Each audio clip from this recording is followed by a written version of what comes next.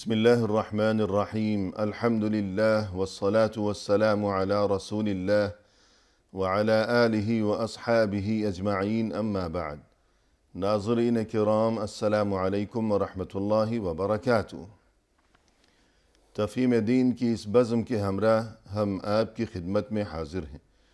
آج کی اس ملاقات میں ہمارے ساتھ تشریف فرما ہیں محترم مہمان جناب شیخ شہاب اللہ بہادر صاحب، جو کہ معروف علمی شخصیت ہیں۔ تو آئیے ناظرین، پروگرام میں ان کا استقبال کیا جائے۔ السلام علیکم شیخ۔ وعلیکم السلام ورحمۃ اللہ وبرکاتہ۔ ہمارے پروگرام میں آپ کی تشریف آوری یقیناً ہمارے لیے انتہائی باعث مسرت ہے، لہذا جزاکم اللہ خیرا۔ اللہ بارک فیکم، اور ہمارے لیے بھی یہ خوشی کا موقع ہے۔ نوازش۔ محترم ناظرین، یہ ایک ناقابل تردید حقیقت ہے کہ دنیا میں انسان ایک کمزور اور ناتواں مخلوق ہے۔ زندگی کے اس سفر میں ہر موڑ پر، ہر قدم پر اسے اپنے خالق و مالک اللہ عز و جل کی جانب سے مدد و نصرت اور حفاظت و حمایت کی اشد ضرورت ہے۔ اللہ کی طرف سے اگر حفاظت انسان کو نصیب نہ ہو تو انسان کچھ بھی نہیں ہے۔ تو آئیے آج کی اس ملاقات میں اسی سلسلے میں محترم مہمان کی زبانی مزید رہنمائی حاصل کی جائے۔ محترم ارشاد فرمائیے گا کہ انسان کو اللہ کی طرف سے حفاظت و حمایت کی ضرورت و اہمیت۔ بسم اللہ الرحمن الرحیم، والحمد للہ رب العالمین، والصلاة والسلام علی سید المرسلین وعلی آلہ وصحبہ اجمعین، وبعد۔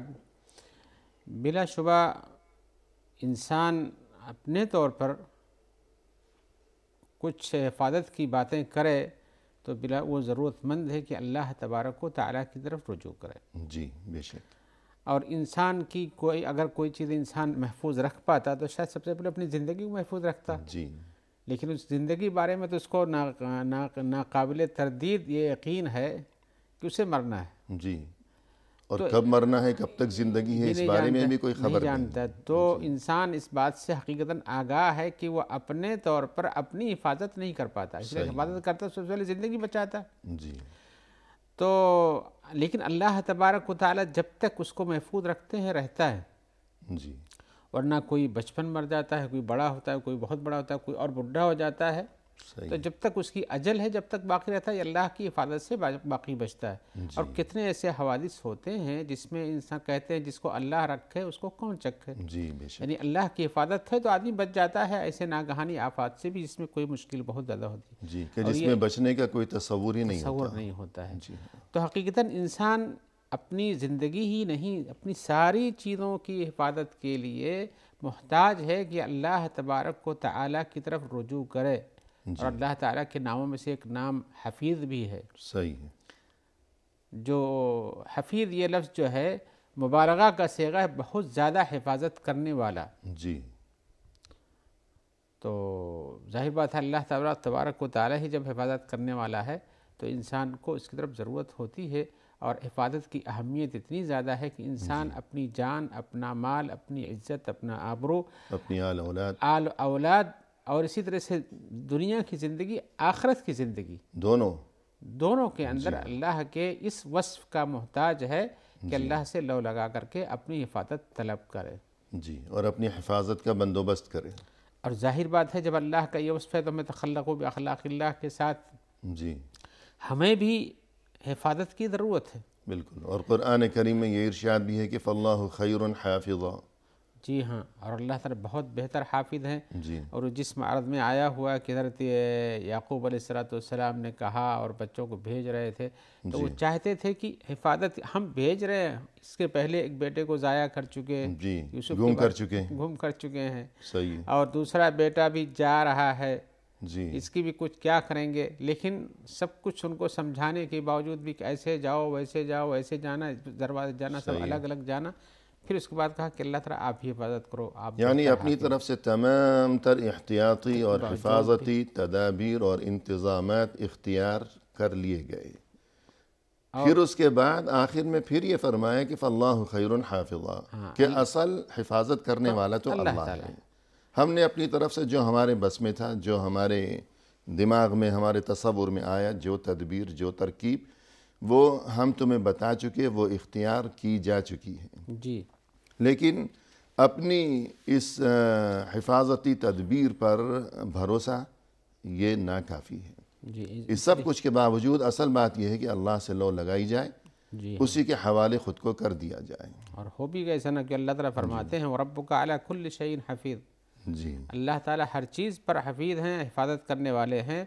ہر چیز میں سے ہم مخلوقات بھی ہیں، اور اسی طرح دنیا کی کوئی بھی چیز ہو، حتیٰ کہ آسمان ہے، یہ پوری سورج اور کائنات چاند ہے، کائنات ہے، یہ دن رات کا آنا جانا ہے، یہ اللہ کی حفاظت ہی سے سب قائم ہے اپنی جگہ پر. سبحان اللہ، سبحان اللہ. تو اسی طرح قرآن کریم میں فرمایا کہ ان اللہ یمسک السماوات والارض ان تزولا. تو یہ بھی اللہ کی طرف سے کائنات کی حفاظت کا جو انتظام ہے، گویا اس کا ایک مظہر ہے. جی ہاں، ورنہ ہم دیکھتے ہیں تو لگتا ہے کہ کتنی بڑی چھت ہے، جی. جس کا قرآن میں تذکرہ بھی ہے کہ اس کا کوئی عمود نہیں، کوئی کھمبا نہیں، اللہ تعالیٰ قائم کیے ہوئے ہیں. تو یہ اللہ تبارک و تعالیٰ ہی کے حکم سے ہے کہ وہ ہو. اگر اللہ تعالیٰ اس کی حفاظت نہ کرتے تو یہ گر سکتے تھے. جی. یعنی اپنی یہ جگہ سے زمین ہٹ و سکتے تھے. آسمان گویا ایک چھت ہے. جی ہاں. اور اس میں کوئی ستون نہیں ہے، کوئی پلر نہیں ہے. ہاں، اسی لیے اس کو سقف محفوظہ بھی کہا گیا ہے. جی، قرآن کریم میں. جی ہاں. وَجَعَلْنَا السَّمَاءَ سَقْفًا مَحْفُوظًا. تو یہ محفوظ ہے. کیوں محفوظ ہے؟ اللہ کی طرف سے حفاظت کی گئی ہے اس کی. جی جی بالکل. أَفَمَنْ هُوَ قَائِمٌ عَلَى كُلِّ نَفْسٍ بِمَا كَسَبَتْ. تو اس بارے میں کچھ فرمائیے گا. جی. انسان افمن ہوا قائم علی کل نفس بما کسبت، اللہ کی صفت ہے کہ اللہ تبارک و تعالی ہی کی ذات ہے جو ہر انسان کے اوپر اپنی نگرانی رکھتا ہے. جی. تو گویا کہ مومن کو خاص طور سے اس بات کا یقین ہوتا ہے کہ ہماری زندگی پوری کی پوری اور بلکہ ساری کائنات یہ اللہ تبارک و تعالیٰ کی قیومیت اور حفیظ ہونے کی بنیاد پر باقی ہے. جی. اور اسی طرح سے اللہ تعالیٰ جس چیز کے حفاظت کی ذمہ داری لیتے ہیں، جی. وہ ظاہر بات ہے بہت ہی محفوظ رہتی ہے. صحیح ہے. اللہ تعالیٰ نے قرآن کے بارے میں فرمایا اِنَّا نَحْنُ نَزَّلْنَا الذِّكْرَ وَإِنَّا لَهُ لَحَافِظُونَ. جی. ہم نے قرآن کو اتارا، ہم ہی اس کی حفاظت کرنے والے ہیں. جی. دنیا جانتی ہے کہ قرآن جب سے اترا، ساری کتابیں جو اتری ہوئی تھیں، جو ہوتی انہیں تحریف تبدیل ہوتی رہی، لیکن قرآن مجید کے حفاظت کی ذمہ داری اللہ تبارک و تعالیٰ نے لی. تو وہ جیسے اترا تھا اسی طرح سے آج بھی پڑھا جاتا ہے. جی. اور آئندہ بھی محفوظ رہے گا انشاءاللہ. آئندہ بھی محفوظ رہے گا، اس لیے کہ اللہ تعالیٰ نے اس کی حفاظت کی ذمہ داری لے رکھی ہے. صحیح ہے. تو اللہ کے حوالے جو چیز ہوگی، اللہ جس چیز کی حفاظت کا ذمہ خود لے گا تو یقیناً وہ چیز محفوظ و مأمون ہی رہے گی ہمیشہ. اور اسی طرح جو ہے وَهُوَ الْقَاهِرُ فَوْقَ عِبَادِهِ وَيُرْسِلُ عَلَيْكُمْ حَفَظَهُ. اس میں بھی انسان کے لیے اطمئنان اور تسلی کا پیغام ہے کہ اللہ کی طرف سے حفاظت کا انتظام ہے. جی. اللہ تبارک و تعالیٰ نے زمین کے اندر جو چیزیں پائی جاتی ہیں ان کی حفاظت کے لیے، ان کے کاموں کی ترتیب کے لیے بھی اللہ تعالیٰ نے فرشتوں کو چھوڑ رکھا ہے. جی. اور وہ طرح طرح کے کاموں میں لگے ہوئے ہیں. کوئی اس میں سے ایک وحی لاتا ہے، جیسے حضرت جبریل علیہ السلام کا کام تھا. جی. کوئی بارش برسانے کے لیے ہے، کوئی تاکہ زمین کی اپنی رونق کو باقی رکھا جا سکے. یعنی جتنے تکوینی امور ہیں، ہاں، سب کے لیے اللہ تبارک و تعالیٰ نے انتظام کرا کہ اللہ کی طرف سے حفاظت کے اسباب بنائے ہوئے ہیں. جی. جن کے ذریعے سے لوگوں کی اور لوگوں کے سامانوں کی اور ان کے جانوں کی اور ان کے ممتلکات کی، زمین و آسمان کے ساری چیزوں کی حفاظت ہوتی ہے. سبحان اللہ. تو اللہ تبارک و تعالیٰ کی ذات ہی ہے جو ان سب کے اوپر قیم اور نگراں کی حیثیت سے ہے، جو سب کی حفاظت کرتی ہے. جی. اور اگر ایسے نہ ہو تو یہ چیز اپنی جگہ پر باقی نہیں رہ جائے گی. صحیح ہے. جی. اور اسی لیے اللہ تبارک و تعالیٰ کی طرف سے فرشتے متعین. حضرت عبداللہ ابن عباس نے ایک روایت میں کہا بھی یہ تفسیر کرتے ہوئے، جی. لَهُ مُعَقِّبَاتٌ من بین یدیہ من خلفہ یحفظونہ من امر اللہ. اس کے بعد فرمایا کہ یہ فرشتے ہیں جو انسانوں کی حفاظت اللہ کے حکم سے کرتے ہیں. جی. اس زمین کے اندر ایک اہم ترین مخلوق انسان ہے. صحیح ہے. اور عاقل بھی ہے، اسے صحیح ڈھنگ سے کام کرنے کی ضرورت بھی ہے، غلط راستہ چھوڑ مکلف ہے، اس کے لیے حساب و کتاب بھی ہے، تو اور اس کے لیے گمراہ کرنے والے وسائل بھی موجود ہیں، چاہے وہ شیطان میں سے ہوں، چاہے شیطان کے بھائیوں میں سے ہوں۔ جی بالکل۔ تو اگر کوئی آدمی اللہ پر توکل رکھتے ہوئے اللہ سے حفاظت کا طلبگار ہوتا ہے تو اس کی حفاظت کے لیے اللہ تعالیٰ فرشتے چھوڑتے ہیں اور وہ ان کی حفاظت کرتے ہیں۔ جی، اسی لیے بخاری کے ایک حدیث میں آیا ہوا ہے، اور اس آیت میں تو یہ ہے کہ سامنے سے بھی پیچھے سے بھی، جی ہاں، اور لَهُ مُعَقِّبَاتٌ مِّن بَيْنِ يَدَيْهِ وَمِن خَلْفِهِ، تو یہ تو انسان کے لیے گویا کہ بڑی خوشی اور روحانی مسرت۔ اسی لیے رسول کی دعاؤں میں سے ایک تھا کہ اللہ تعالیٰ نہ میرے اوپر سے کوئی مشکل آئے، نہ دائیں سے آئے، نہ بائیں سے آئے، نہ پیچھے سے آئے، حتیٰ کہ پیر کے نیچے سے بھی نہ آئے۔ جی، اللہم احفظنی من بین یدی ومن خلفی وعن یمینی وعن شمالی ومن فوقی جی ہاں، واعوذ بک ان اغتال من تحتی۔ جی ہاں، یہ تو یعنی جو بھی سمت ہو سکتے تھے انسان کے، سب کی طرف سے اللہ کی حفاظت کی طلبگاری کے لیے رسول اللہ صلی اللہ علیہ وسلم دعا کرتے تھے۔ تو معاقبات میں بین ایدیہ من خلفہ، تو جب مشکلات ہر چہار جانب سے آتی ہیں بالکل، تو ان کی حفاظت بھی ہر چہار جانب سے کی جاتی ہے۔ خطرہ جب ہر طرف سے ہے ہاں تو حفاظت کا بندوبست بھی ہر طرف سے۔ اسی لیے وہ معاقبات من بین ایدیہ من خلفہ، سامنے سے بھی پیچھے سے بھی، تو اللہ کے حکم سے حفاظت کرتے ہیں فرشتے، جی ہاں، فرشتے حفاظت کرتے ہیں، جی اس لیے کہ اللہ تبارک و تعالیٰ کی طرف سے حفاظت نہ ہو بندوں کی، اور یہ حفاظت عمومی خصوصی ہر اعتبار سے ہوتی ہے۔ جی بے شک، ساری ممتلکات کی بھی فساد کے اسباب و ذرائع جو انسانوں کے لیے پائے جاتے ہیں ان سے حفاظت کی ذمہ داری ہوتی ہے، لیکن ہر انسان کی حفاظت بقدر اس کے اپنے طور پر اللہ کی اطاعت اور حفاظت کی طلبگاری کے حساب سے ہوتی ہے۔ بے شک۔ یہ نہیں ہے آپ کوئی کہ حدیث ذکر فرمانے والے تھے؟ میں کہنا چاہتا حضرت ابو ہریرہ کی ایک حدیث میں آیا کہ اللہ کے رسول صلی اللہ علیہ وسلم جب بستر پہ سونے جاتے تھے جی، تب بھی آپ ایک دعا پڑھتے تھے۔ صحیح ہے، یعنی انسان جاگتا ہے تب تو خطرات کو محسوس کرتا ہے جی بالکل، اور ان سے بچنے کی کوشش کرتا ہے، جبکہ اللہ کی طرف سے حفاظت کرنے والے بھی، لیکن سونے کی حالت میں تو وہ غافل ہو جائے غافل ہو جاتا ہے۔ لیکن اس وقت بھی رسول اللہ صلی اللہ علیہ وسلم نے سکھایا ہے کہ وہاں بھی حفاظت کے لیے دعا کرو۔ جی، آپ کہتے تھے کہ جب جاؤ بستر پہ تو اس کو جھاڑ لیا کرو، اس کے بعد پھر جب سونے جاؤ تو جب کہو بسمک رب وضعت جنبی، جی اللہ تیرے نام سے ہم نے اپنا پہلو رکھا سونے کے لیے، وہ بکا ارفعہ، اور تیرے ہی نام سے تیرے ہی ذریعے سے اسے اٹھاؤں گا، یعنی زندہ پھر سو گیا ہوں پھر اٹھوں گا، جی، یعنی تیری طرف سے حفاظت اور توفیق کے نتیجے ہاں میں۔ اب میں توفیق سو رہا ہوں، ان امسکت نفسی فرحمھا، اگر آپ نے میری جان کو روک لیا تو اس پر رحم فرمانا، جی، یعنی روح کو قبض کر لیا سوتے میں۔ وہ ان ارسلتھا، اور اگر آپ نے اس کو دوبارہ چھوڑا، واپس ہوا یعنی زندہ ہوا پھر جاگ گیا، جی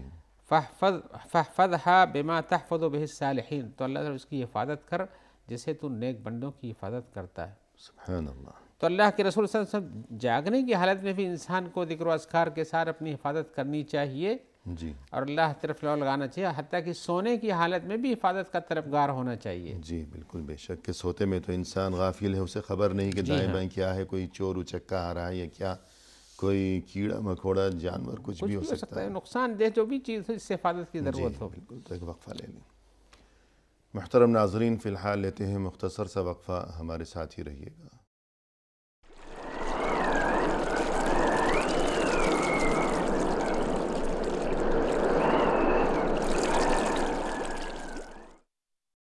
محترم ناظرین، وقفے کے بعد ہم حاضر خدمت ہیں، آئیے سلسلہ گفتگو کو آگے بڑھایا جائے محترم مہمان کی زبانی۔ شیخ، وقفے سے قبل آپ نے یہ گفتگو فرمائی کہ انسان کمزور و ناتواں مخلوق ہے، اور یہ کہ زندگی کے ہر موڑ پر، ہر قدم پر اسے اپنے خالق و مالک اللہ عز و جل کی جانب سے حفاظت کی اشد ضرورت ہے۔ اب ہم آپ کی زبانی یہ رہنمائی حاصل کرنا چاہیں گے کہ اللہ کی طرف سے اپنے لیے حفاظت حاصل کرنے کی خاطر یا خود کو ہم اللہ کی پناہ میں اور اس کی حفاظت میں دینے کی غرض سے کیا طریقہ اختیار کریں، اس بارے میں اللہ کے حوالے خود کو کیسے کیا جائے گا؟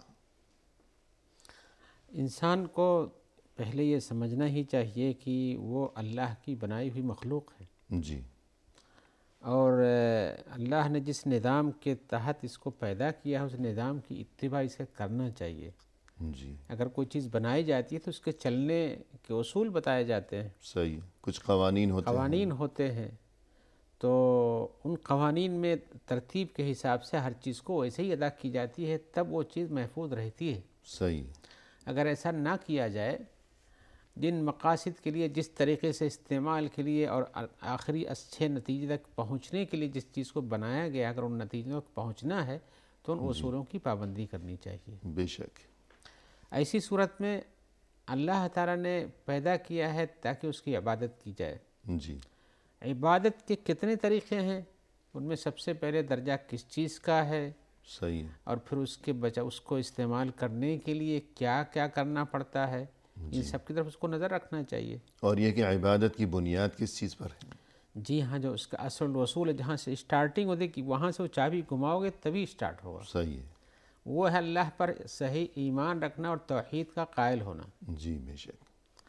اگر انسان یہاں سے اپنی زندگی اسٹارٹ نہیں کرے گا تو شروع ہی سے اس نے منہج کو بگاڑ لیا ہے، جی وہ کہ ابتدا ہی غلط ہو گئی۔ ابتدا ہی غلط ہو گئی۔ لہذا انسان کو اللہ تبارک و تعالی پر ایمان رکھنا چاہیے اور ایمان کے تقاضوں کو پورا کرنا چاہیے۔ جی بے شک۔ اب اسی صورت میں جب انسان ایسا کرتا ہے تو اللہ تعالیٰ اس کی حفاظت کرتے ہیں، اس کے وقت دیتے ہیں، اس کے لیے دنیا اور آخرت دونوں بناتے ہیں۔ صحیح، اور ایمان اگر حقیقی ہوگا، خالص ہوگا، صادق ہوگا تو اس کا لازمی سب سے پہلا جو اور اہم ترین نتیجہ جو ظاہر ہوگا وہ یہ کہ ایمان کے تقاضے کے مطابق عمل بھی ہوگا، عمل ہوگا، یعنی اللہ کی عبادت و اطاعت اور فرما برداری۔ اسی لیے ایمان اور عمل صالح کا تذکرہ قرآن مجید میں برابر ساتھ میں آیا جی کرتا ہے۔ ہمیشہ دونوں کو ملا کر بیان کیا گیا ہے۔ اے الذین آمنوا، یا اس طرح سے الذین آمنوا وعملوا الصالحات، جی اس طرح سے بار بار ایمان کے ساتھ عمل صالح کا تذکرہ ہوتا ہے، دونوں لازم و ملزوم۔ لازم و ملزوم ہے۔ اس سے پتہ چلتا ہے کہ انسان کو اگر اللہ تبارک و تعالیٰ کی رعایت، اس کی نگرانی نگہداشت اور اپنی کامیابی چاہتا ہے تو ایمان صحیح رکھے اور اس کی مطابق کام کرے۔ جی سبحان اللہ۔ تو اور جی جو آدمی جتنا ہی اللہ کے جن چیزوں کی ذمہ داری اللہ نے اس کو دی ہے ان کی جتنی ہی رعایت کرتا ہے، اللہ تعالیٰ اس کی بھی اتنی ہی رعایت کرتے ہیں، اور جو جتنا ہی دور بھاگتا ہے اللہ تعالیٰ اس کو اور دور کر دیتے ہیں۔ جی بالکل۔ تو ایسی صورت میں اسے اپنی ضروریت کے لیے، اپنے آل و عیال کے لیے، اپنے مال کے لیے، اپنی زندگی کے لیے، اپنے احوال کے لیے، اپنی ہر چیز کی، اپنی سانسوں کی حفاظت کے لیے بھی اسے اللہ تبارک و تعالیٰ کے احکام کی پابندی کرنی چاہیے۔ جی یعنی ایک انسان وہ ہے کہ اگر اسے یوں سمجھایا جائے یا کوئی انسان خود اپنے آپ کو سمجھائے، سب سے پہلے تو خود ہر ایک کو اپنی فکر کرنی چاہیے، اپنی اصلاح کی فکر۔ جی اگر اس زاویہ نگاہ سے سوچا جائے کہ میں اللہ کے احکام کی پابندی کروں اور اللہ کا مطیع و فرما بردار بن کر میں اپنی زندگی بسر کروں، اور یہ کہ برائیوں سے اپنا دامن بچائے رکھوں، کیوں؟ اس لیے تاکہ میں عذاب سے محفوظ رہ سکوں، جنت کا حقدار بن سکوں، تو یہ تو ایک انداز فکر ہو گیا۔ لیکن اس کے علاوہ اس چیز کو یعنی اللہ کی اطاعت و فرما برداری کو اختیار کرنا، نافرمانی سے بچتے رہنا، یہ کام اس لیے بھی کیا جانا چاہیے کہ اس میں ہمارے لیے دنیا میں ایک بڑا فائدہ یہ بھی ہے کہ ہر قسم کے شر اور آفتوں سے ہماری حفاظت کا اس میں انتظام ہے۔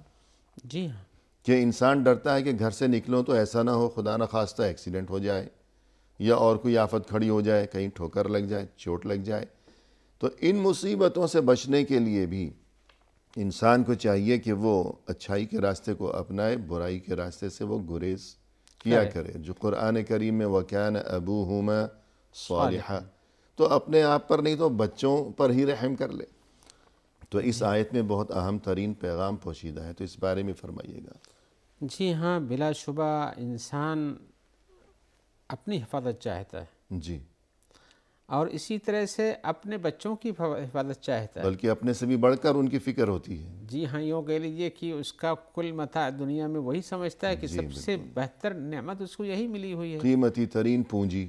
تو ان کی حفاظت کی ذمہ داری بھی انسانوں کے اوپر ہے۔ یا ایھا الذین آمنوا قوا انفسکم واہلیکم نارا، جی اگر ہم نے یہاں پر نہیں حفاظت کی تو آگے ان کا بھی انجام خراب ہے، اور کوئی نہیں چاہتا ہے کہ اس کے آل و اولاد کا انجام اس کی آنکھوں کے سامنے خراب ہو جائے۔ جی بھرپور کوشش کرتا ہے، دنیا کی ساری تدبیر اختیار کرتا ہے، لیکن اسے سوچنا چاہیے کہ ان تدبیروں کے سامنے سب سے پہلے اپنے اندر صالحیت پیدا کرنی چاہیے۔ صحیح، جس نیکی آیت کی کا آپ راہ نے اپنائی تذکرہ جائے۔ کیا وَكَانَ أَبُوهُمَا صَالِحًا، جی ان کے صالح ہونے کا نتیجہ تھا کہ خضر نے اس کے بچوں کے بارے میں کہا، اور پھر تعلیل کی کہ ہم نے جو یہ ان کا خزانہ حفاظت کر دیا، دیوار کھڑی کر دی۔ جی سورہ کہف کے آخر یعنی 16ویں پارے کے جی وَأَمَّا الْجِدَارُ فَكَانَ لِغُلَامَيْنِ يَتِيمَيْنِ فِي الْمَدِينَةِ وَكَانَ تَحْتَهُ كَنْزٌ لَهُمَا وَكَانَ أَبُوهُمَا صَالِحًا۔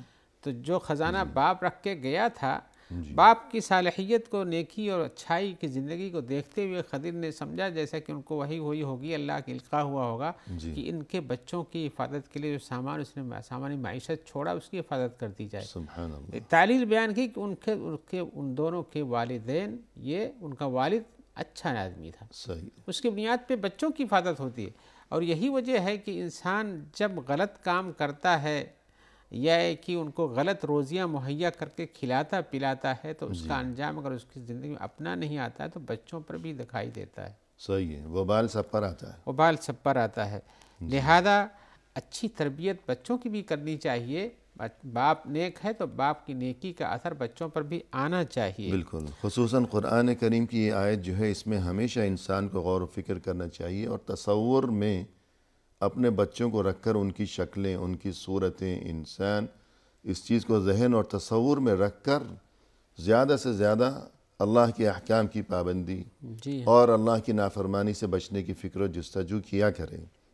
کہ دیکھیے کہ گرتی ہوئی دیوار کو سیدھا کر دیا خضر علیہ السلام نے۔ وجہ یہ بیان کی گئی کہ یہ جو بچے ہیں، ان کا مال اس دیوار کے نیچے چھپایا گیا ہے، اگر یہ دیوار گر گئی تو خزانہ کھل جائے گا، نکل آئے گا، ظاہر ہو جائے گا، لوگ لوٹ لے جائیں گے، جی اور بچے ہیں کمزور چھوٹے۔ ان بچوں کے خزانے کو اللہ نے کیوں محفوظ رکھنا چاہا؟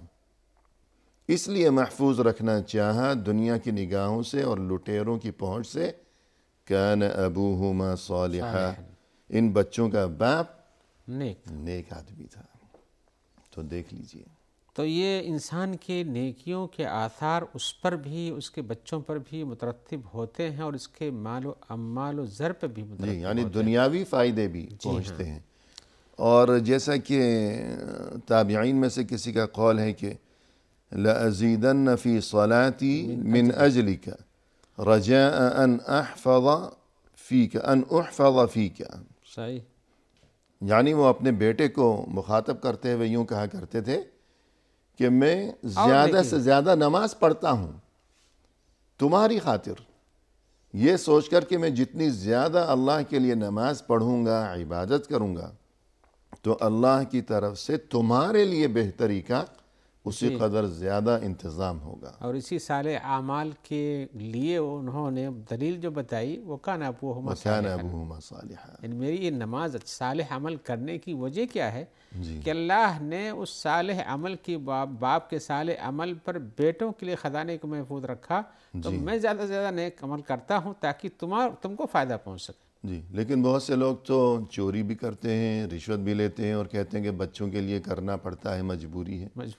حالانکہ دینی سوچ یہ ہونی چاہیے، دین یہ سکھاتا ہے کہ برائی سے جتنا بچے گا انسان اور جس قدر اچھے کام کرے گا انسان، تو بچوں کے لیے اسی قدر بہتری کا انتظام ہوگا اللہ کی طرف سے۔ جی ہاں، لیکن انسان یہ سوچتا ہے کہ میں جو کچھ کر جاؤں گا وہی اس کے لیے فائدہ مند جی ہوگا۔ یعنی اگر اذان ہوئی ہے، فرض کیجئے اب انسان پر سستی طاری ہو کہ مسجد جاؤں نہیں جاؤں، تو اگر آخرت کا خیال اس کے دل میں نہیں بھی آتا، اور یہ کہ اللہ کے احکام پر عمل کا تصور اس کے ذہن میں اگر بر وقت نہیں بھی آ رہا، کم از کم یہ سوچ کر اسے بستر سے اٹھنا چاہیے، تیاری کر کے مسجد کی جانب رواں دواں ہو جانا چاہیے کہ میرے اس عمل کی بدولت میرے بچوں کا مستقبل سنور جائے گا، اللہ کی طرف سے۔ وہاں یہ بھی سوچنا چاہیے کہ جن بچوں کے لیے وہ محنت کر کے کما رہا ہے اور چھوڑ رہا ہے نمازوں کو، جیسے کہ آپ نے تذکرہ کیا، تو الٹا معاملہ ہے، بڑا خسارہ ہے۔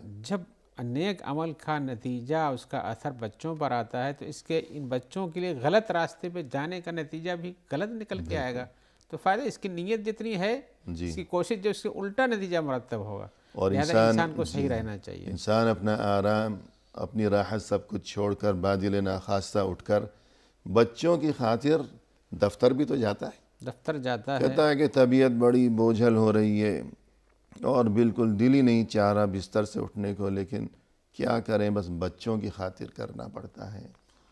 تو بچوں کی خاطر تو پھر مسجد بھی جائیں گے، اچھے کام بھی کریں گے، جتنے بھی اچھے کام کریں گے، صرف مسجد کی بات نہیں، تو اس سے بھی بچوں کا ہی فائدہ ہوگا۔ جی ہاں، اور جس نے توفیق دیا ہے اس کام کے لیے آ کر کے انسان کے، جی کہ بچوں کی خاطر جاتا ہے، تو توفیق دینے والے کے حکم کو بھلا کر کے الٹا اگر چلیں گے تو نتیجہ اچھا نہیں نکلے گا۔ لا حول ولا قوة۔ تو پہلی بات تو یہ ہو گئی کہ اگر کوئی یہ چاہے، اور چاہنا چاہیے ضرور، کہ ہمیں اللہ کی طرف سے حفاظت نصیب ہو جائے، تو پہلا طریقہ یہ ہے کہ اللہ پر خالص اور سچا ایمان رکھے، اور خلوص نیت کے ساتھ اللہ کی عبادت و اطاعت و فرما برداری کا اہتمام و التزام، جی ہاں، اس کے یہ پہلا طریقہ ہو گیا۔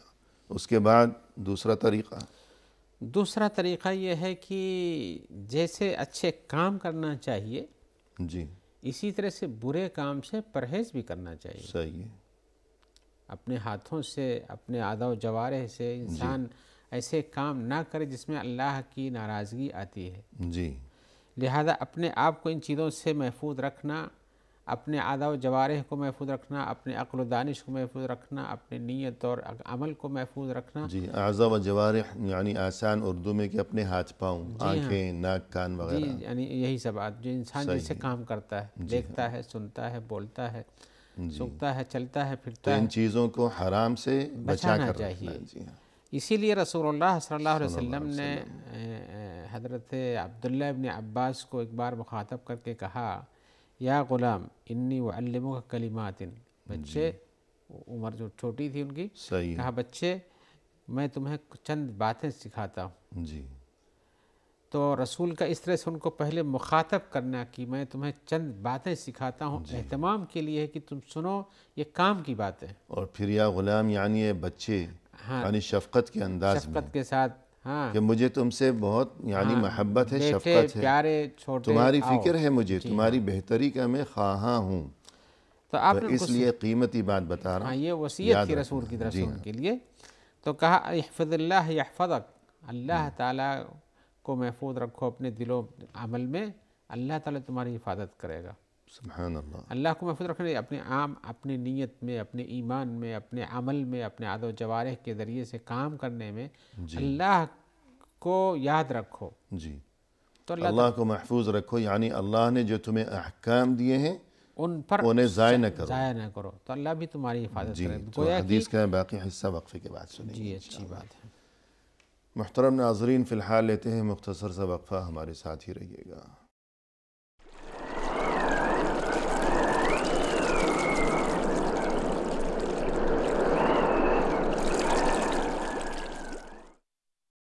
ناظرین کرام، وقفے کے بعد ہم حاضر خدمت ہیں۔ آئیے سلسلہ گفتگو کو اب پایہ تکمیل تک پہنچایا جائے اپنے محترم مہمان کی زبانی۔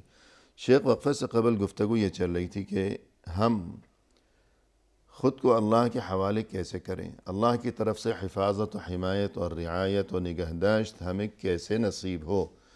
تو اس کے لیے آپ نے جو کچھ طریقے بیان فرمائے، تو گفتگو یہ چل رہی تھی کہ انسان کو چاہیے کہ اللہ کی اطاعت و فرما برداری کا اہتمام کرے، اللہ کی طرف سے ہمارے لیے جو احکام ہیں ہم ان پر عمل کی فکر و جستجو کیا کریں خلوص نیت کے ساتھ، اور دوسری بات یہ کہ جن چیزوں سے اللہ نے ہمیں منع فرمایا ہے ان سے باز رہیں۔ تو گفتگو کو آگے بڑھائیے گا۔ جی ہاں، ہم نے اس سلسلے میں حضرت عبداللہ ابن عباس کی وہ حدیث بیان کی تھی جس میں وہ بتاتے ہیں کہ اللہ کے رسول نے مجھے وصیت کی بہت شفقت کے ساتھ، تو اس میں کہا احفظ اللہ یحفظک، اللہ کو یاد رکھو، اللہ کو اپنے رکھو یاد میں، اپنے کام میں حفاظت کے ساتھ، تو اللہ بھی تمہاری حفاظت کریں گے۔ گویا کہ اپنی حفاظت چاہتے ہو تو اللہ کے احکام اور اوامر کی پابندی کرو، کام کرنے کا ہو جہاں حکم وہاں کرو، جہاں رک جانے کا وہاں رک جاؤ۔ جی، یعنی اللہ کی طرف سے ہمارے لیے جو تعلیمات ہیں اگر ہم انہیں محفوظ رکھیں گے، یعنی ان پر عمل کریں گے، تو اللہ کی طرف سے ہمیں بھی محفوظ رکھا جائے گا۔ صحیح، جیسے کسی نے کسی عالم سے پوچھا کہ مجھے یہ بات کیسے معلوم ہو کہ اللہ کے ہاں میرا کیا مقام و مرتبہ ہے، کیا حیثیت ہے؟ تو انہوں نے یہ جواب دیا کہ تم اپنے آپ سے پوچھ لو، اپنے دل سے پوچھ لو کہ اللہ کی طرف سے تمہارے لیے جو احکام ہیں، جو دین ہے، جو شریعت ہے، تو تمہارے نزدیک ان کی کیا حیثیت ہے اور ان پر تم عمل کے معاملے میں تم کہاں ہو؟ تو جتنی تمہارے نزدیک اللہ کے احکام کی حیثیت ہے اور مقام و مرتبہ ہے، تو وہی مقام و مرتبہ تمہارا ہے اللہ کے نزدیک۔ جی، اسی لیے اس آیت کا تذکرہ ان اکرمکم عند اللہ اتقاکم، جی ہاں، کہ تم میں سب سے باحیثیت انسان وہ ہے جو اللہ کے لیے جتنا ہی زیادہ متقی بننے والا ہو۔ جی بالکل۔ تو اگر ہم یہ چاہیں کہ اللہ کے ہاں ہماری کوئی حیثیت ہو، تو ہمیں چاہیے کہ اللہ نے ہمیں جو احکام دیے ہیں تو ان احکام کی بھی ہمارے نزدیک حیثیت ہو، جی ہاں، ہم انہیں بیکار نہ سمجھیں بلکہ ان پر عمل کی پابندی کیا کریں۔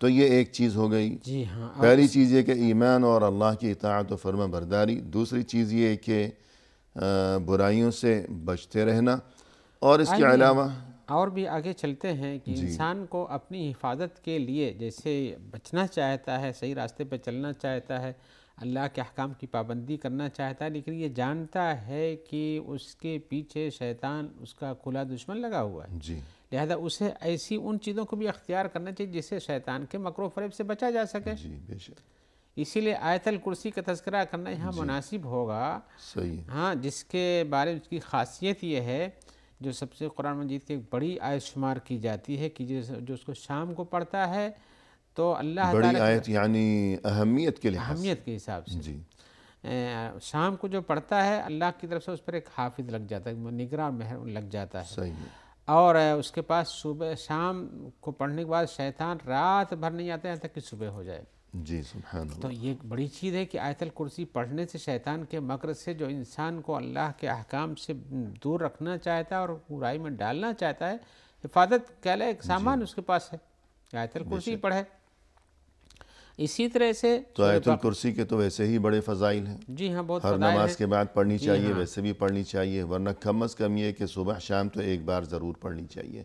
اگر انسان آیت الکرسی کا جو اجر و ثواب ہے، جو فضائل بیان کیے گئے ہیں، اگر وہ ذہن میں نہ بھی ہو تو کم از کم یہ کہ اپنی حفاظت کے لیے تو پڑھنا ہی چاہیے، پڑھے، اپنے آپ پر رحم کھائے، حتیٰ ترس کہ کرے۔ سونے سے پہلے بھی کہا گیا کہ پڑھو، جی بالکل صبح شام نمازوں کے بعد کا تذکرہ ہے، صحیح ہے، ان کے بعد پڑھیں، صبح شام پڑھیں، سونے سے پہلے بھی پڑھیں، اور بچوں کو یاد کرانی چاہیے، اس کا عادی بنانا چاہیے۔ اپنا سامان کہیں رکھتے ہیں تو اس پر بھی پڑھ کے پھونکیں، جی بالکل، وہ سامان محفوظ ہو جاتا ہے۔ حضرت ابو ہریرہ کی وہ مشہور حدیث جو اس سلسلے میں چوری، شیطان کی چوری کرنے کی وہ مشہور ہے، جی ہم اس کی مزید تفصیل میں نہیں جانا چاہتے ہیں، لیکن یہ بتانا چاہتے ہیں کہ اپنی انسان کی اپنی حفاظت کے لیے بہت ضروری کہ آیت الکرسی کا ورد کیا کرے۔ صحیح ہے، ایسے ہی سورہ بقرہ کی آخری 2 آیتیں بھی ان کا تذکرہ آتا ہے جی کہ سورہ بقرہ کی آخری 2 آیتیں اگر ہر رات انسان پڑھتا ہے تو ہر برائی سے اور شیطان کے شر سے محفوظ رہتا ہے، یعنی آمن الرسول سے بما انزل الیہ سے۔ آخر تک۔ جی ہاں، یہ اس کے بعد 2 آیتیں ہوتی ہیں،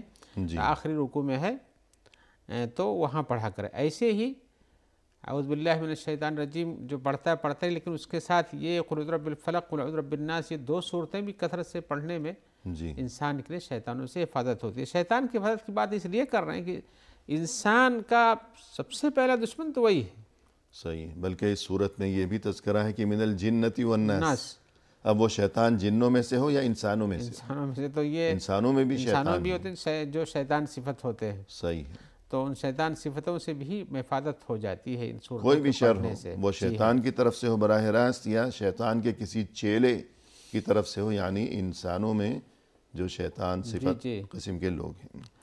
تو ہر قسم کے شر سے حفاظت کے لیے اور اللہ کی پناہ میں خود کو دینے کے لیے ایک طریقہ یہ ہے کہ آیت الکرسی ہے، سورہ بقرہ کی آخری 2 آیتیں ہیں، اور معوذتین یعنی قل اعوذ برب الفلق، قل اعوذ برب الناس، جنہیں معوذتین اور معوذتین دونوں ایسے ہی کہا ساتھ جاتا میں ہے۔ ایک چیز اس کا بھی یاد رکھنا چاہیے کہ اللہ کا ذکر انسان جتنا ہی کرتا ہے شیطان اس سے اتنا ہی دور رہتا ہے۔ سبحان اللہ، اور اللہ کا ذکر جتنا ہی کرتا ہے وہ شیطان سے محفوظ رہتا ہے۔ جی بے شک۔ اسی لیے بہت ساری دعائیں ہیں جو حدیثوں میں سکھائی گئی ہیں۔ جی گھر سے نکلو تو یہ پڑھ لیا کرو، سونے جاؤ تو یہ پڑھ لیا کرو، گھر پہ جاؤ تو یہ پڑھ لیا کرو، حمام اور بیت الخلاء میں جاؤ تو وہاں بھی شیطان کے شر سے محفوظ ہونے کے لیے یہ دعا پڑھو۔ جی تو بہت ساری دعائیں ہیں، تو یہ اللہ کے اذکار میں سے یہ ذکر اللہ کا کرو تو شیطان دور رہتا ہے، جی، اور انسان محفوظ رہتا ہے۔ انسان محفوظ رہتا ہے۔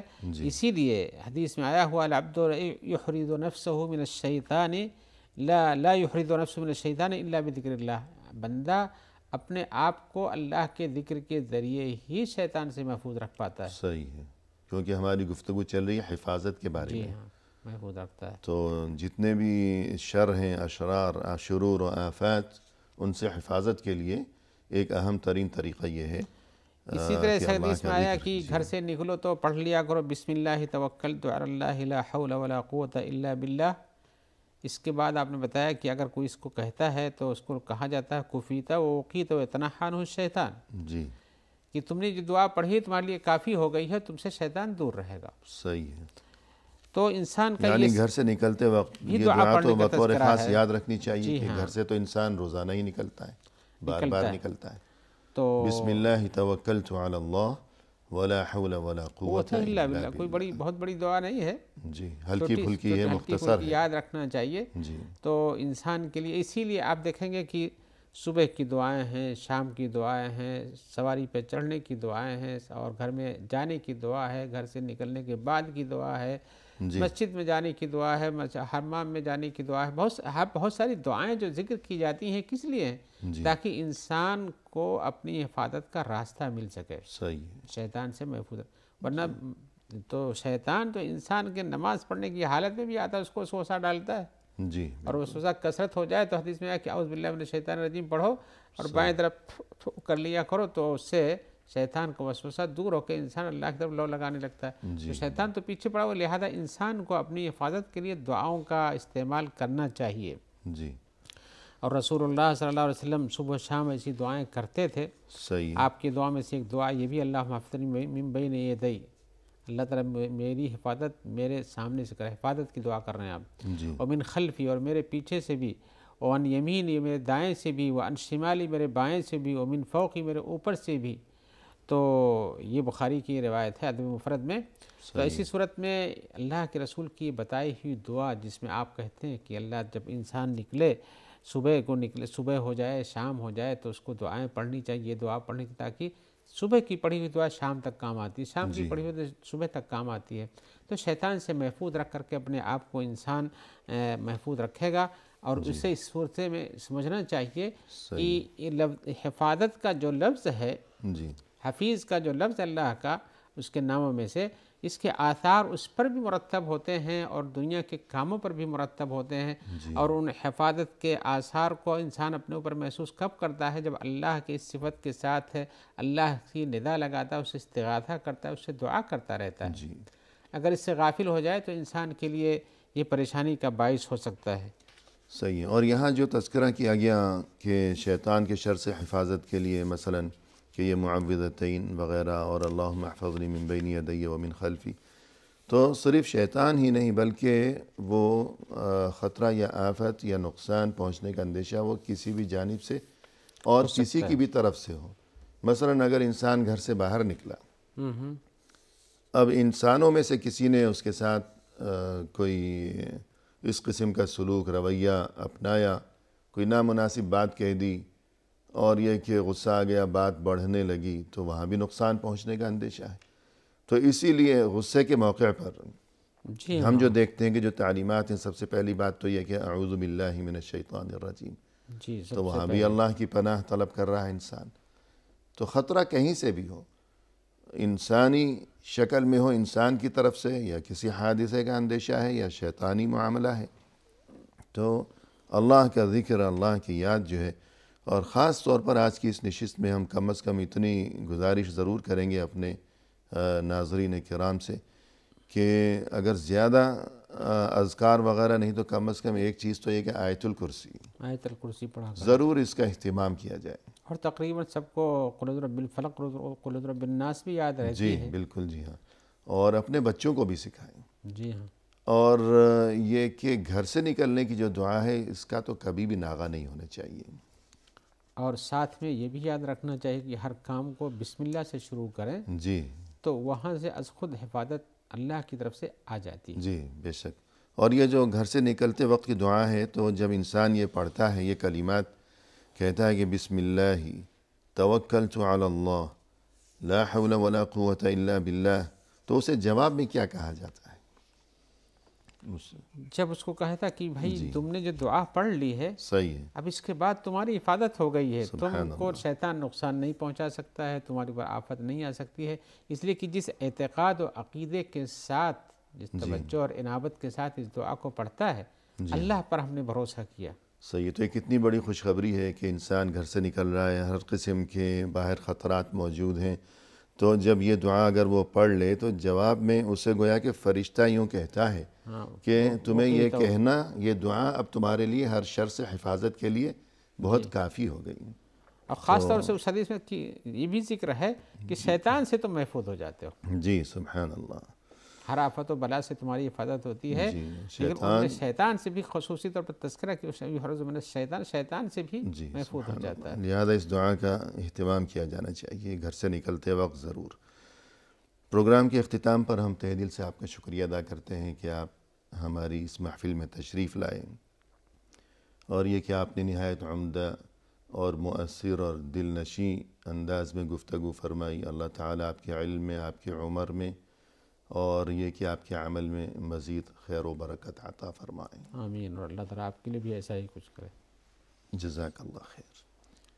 اور اسی کے ساتھ محترم ناظرین، اختتامی موقع پر تہ دل سے ہم آپ کے بھی شکر گزار ہیں کہ آپ نے ہمارا یہ پروگرام دیکھا، اور اس دعا کے ساتھ کہ اللہ تعالی ہم سبھی کو ہر قسم کے شر سے اور ہر قسم کی آفتوں سے اللہ ہمیشہ ہمیں اپنی حفظ و امان میں رکھے. آمین. فی امان اللہ، وآخر دعوانا ان الحمد للہ رب العالمین.